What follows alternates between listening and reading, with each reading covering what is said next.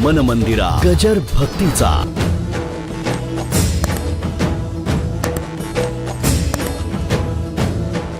नाती अशी टिकत नाहीत, नाती जपावी लागतात. माझी प्रवचन ऐकता ऐकता तुमची घरसुद्धा सुधारू द्या. नुसतं अध्यात्म कळून काही उपयोग नाही. जीवनामध्ये ते अध्यात्म पाझरलं पाहिजे. आणि जे काही माझं आहे ते उघडं सांगितलं. काही काय असं काही मागे पुढे काही लपून ठेवण्यासारखं काही नाही. काय पटलं नाही तरी काहीतरी आम्हाला पटून घेतो आम्ही. त्यावेळेला त्या पटून घेतात, काही वेळेला मी पटून घेतो. काही वेळेला मुलांचं पटलं नाही तरी त्यांच्याकरता पटून घेतो. चला जाऊ द्या. यावेळेला त्यांचं ऐकू, पुढच्या वेळेला आपलं ऐकायला लावू. बरं, दुसरी गोष्ट एक आहे, सगळेच घरात वारकरी असल्या कारणाने इकडे तिकडे जाणारे कोणीच नाही. थोडंसं कुठेतरी इकडे तिकडे किरकोळ. कशाकरता सांगितलं? हेचा भाग आहे बरं का. काही आस्तिक आहेत, काही नास्तिक आहेत. कशाकरता सांगितलं? काय काही जरी असले तरी शेवटी देवाला मानणारे आहेत.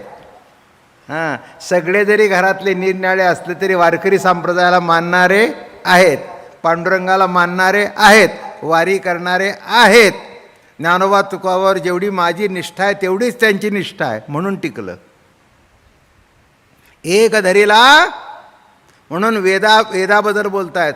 चहुवेदी जाण साई शास्त्र कारण, पण शेवटी 18 पुराणे हरिसी गाते म्हणून टिकलं.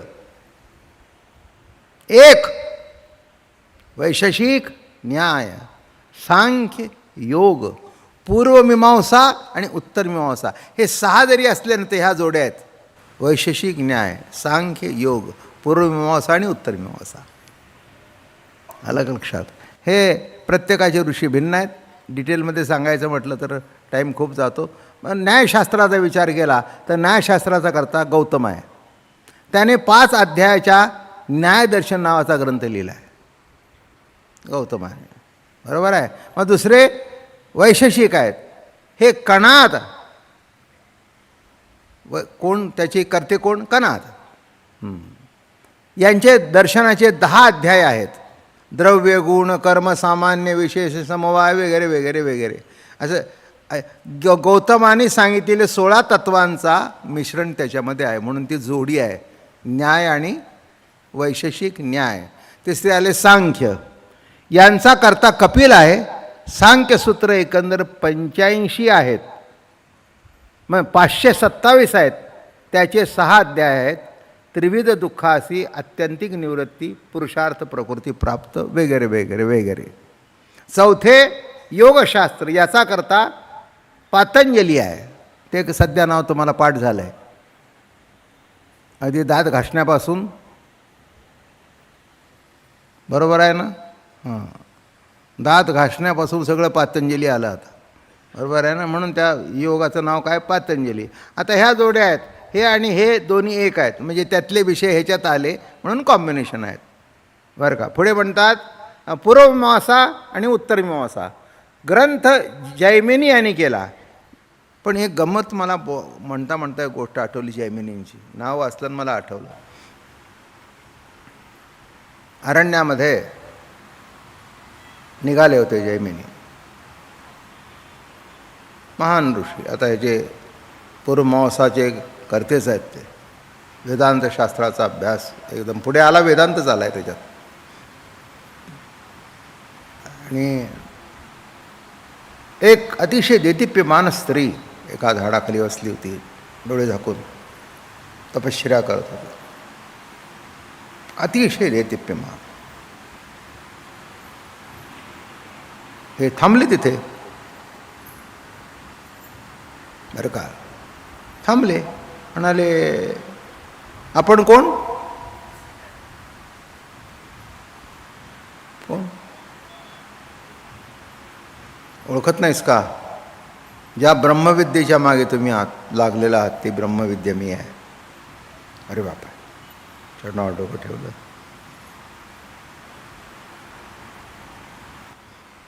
म्हणे प्रश्न आहे की आम्ही तुझ्या मागे लागलो आहे आणि तू इथे तपश्चर्या कोणाची करतेस? म्हणजे इतके दिवस आमचं केलं ते फुकट गेलं का? माझं बोलणं कळलं का? तुम्हाला मी म्हणायचं पांडुरंगाकडे आणि मी म्हसोबाला जायचं. तर तुम्ही म्हणाल मग आम्हाला म्हसोबाकडे का घेऊन जात नाही, पांडुरंगाकडे का नेता, प्रश्न आलाच ना. तसं ब्रह्मविद्येच्या मागे आम्ही आहोत आणि ही ब्रह्मविद्या डोळे झाकून कोणाचं ध्यान करते. चरणावर मस्तक ठेवलं म्हणे, माते सांगते म्हणे तुला खरं, मी कृष्णप्रभूचं ध्यान करते, कृष्णाचं नामस्मरण करते. म्हणजे कुठे आलं शेवटी गाडं, नामावर आलं. मी जरी असले ब्रह्मविद्या, तर ब्रह्मविद्या ज्याच्याकडे जाते त्याला अहंकार झाल्याशिवाय राहत नाही, आणि तो अहंकार प्रभूच्या नामस्मरणाने कमी होतो. कळलं का? कळलं का? नीट लक्षात घ्या. म्हणून सर्व साधनामध्ये सकळिका साधना वरिष्ठ हे नाम मा मनी भाव न धरी दुजारे रे. नारायण नाम नारायण नाम नारायण नाम झणत्कारे रे. म्हणून चहुवेदी जाण साई शास्त्र कारण असून एकंदर सूत्रे 2000 मीमांसाचे आहेत, पूर्वमीमांसाचे 745 आहेत. या शास्त्राचा सर्वस्वी वेद विहित कर्मावरच आहे. हे साक्षात ईश्वर मानित नाहीत, मंत्रमयी देवता मानतात. काय मानतात? साक्षात ईश्वर मानत नाहीत, पण मंत्रमयी देवता मानतात. पण शेवटी या सर्वांनी काय केलं? कुठे आले? प्रभूच्या नामाजवळच आले. माझं म्हणणं कळलं का? सांगताना विषय मांडताना निराळा मांडला, पण शेवटी कुठे आले? मी म्हणतो असं नव्हे, चहुवेदी जाण साई शास्त्र कारण आणि 18ही पुराणे शेवटी महत्त्वाचा भाग आला. मी जास्ती काय त्याच्यात खोलवर शिरत नाही. हे शास्त्र वगैरे सगळं आता तुम्हाला मागच्या टायमाला भरपूर सांगितलं आहे मी सगळं. मग पुढे काय आलं? पुराणं आली. मग पुराणं किती? 18. पद्मपुराण. पुराणाचे हेतू गूढ वेदार्थ प्रगट करून लोकांना परमपुण्य अशा देवभक्तीस लावावे. केवळ सर्व प्रगती. मग कोटचे पुराण? ब्रह्म, पद्म, विष्णू, वायू, भागवत, भविष्य, नारद, मार्कंडे, अग्नी, ब्रह्मवैवर्त, लिंग, वराह, स्कंद, वामन, कूर्म, मत्स्य, गरुड, ब्रह्मांड. सर्व पुराणांची श्लोकाची संख्या 4 लक्ष आहे. पण प्रत्येक पुराणातील विषय विचार केला तर एक मोठा ग्रंथ लिहावा. आपण जर अनेक सगळे ग्रंथ जर बघितले तर मोठं अवघड जाईल. हे फक्त मी तुम्हाला सांगितलं, माहिती असावं. म्हणजे 18 पुराण आपण म्हणतो, पण 18 पुराण आता हे तुम्ही केव्हा वाचायचे? नावंसुद्धा पाठ होणं अवघड आहे. त्याच्याकरता मी पुस्तक आणलं बरोबर, की ही एवढी नावं आपल्याला पाठ नाहीत. आपल्याला सगळे एका ग्रंथात मिळतं, ज्ञानेश्वरीत. ज्ञानेश्वरी आहे तीच पुरून उरलेली आहे, आणि भागवते महापुराण आहे, जे मत भागवताची प्रवचन आहेत. शेवटी गंमत सांगू का? 4 वेद, 6 शास्त्र, 18 पुराण व्यासानी करून सुद्धा अतृप्त राहिले. आहे ना? माझ्या गाठची कथा नाही आहे. अतृप्त राहिले. इतके अतृप्त की काही बोलायची काही गंमत नाही. गंगेच्या सरस्वती तीरावर आले. भागवतात ओवी लिहिली आहे, तो आला सरस्वती तीरा, मग देखिले व्यास ऋषीश्वरा, जो संशयाच्या महापुरा पहुडला असे. संशयाच्या महापुरामध्ये अडकून गेला. आता बघा, 4 वेद, 6 शास्त्र, 18 पुराण करून सुद्धा मनातला संशय. एक सांगू का?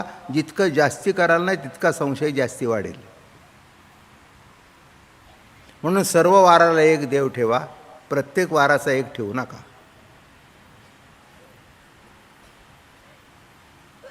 आम्ही कोणी एकमेकाला सोडून राहू शकत नाही. कुठे राहिलो तर आमचे प्रत्येक माणसाला माझा दिवसातून 2-2, 3-3 फोन असतात.